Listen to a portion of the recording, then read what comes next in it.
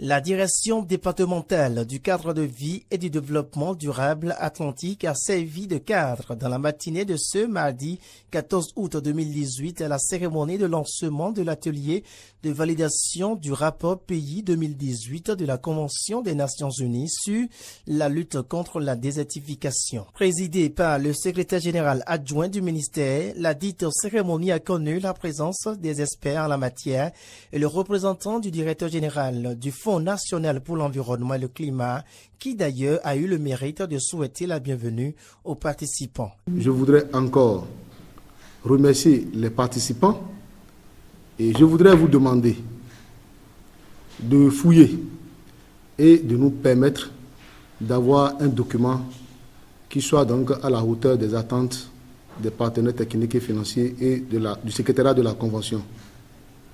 Donc sur ce, je voudrais vous remercier et vous souhaiter un bon temps de travail et que les résultats soient vraiment à la hauteur de ce que nous attendons. S'en est donc suivi le mot de lancement du secrétaire général adjoint du ministère.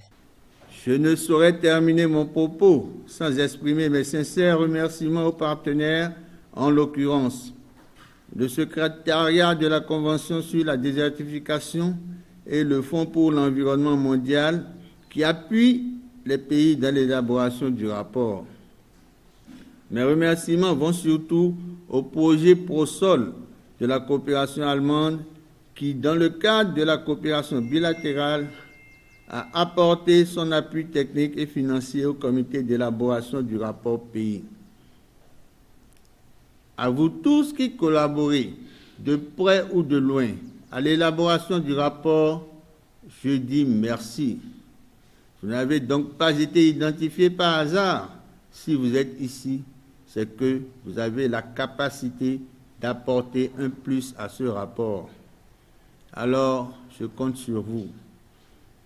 C'est sur cette note d'espoir que je déclare, au nom du ministre du Cadre de vie et du Développement durable, ouvert l'atelier de validation du rapport pays 2018 de la Convention des Nations Unies sur la lutte contre la désertification.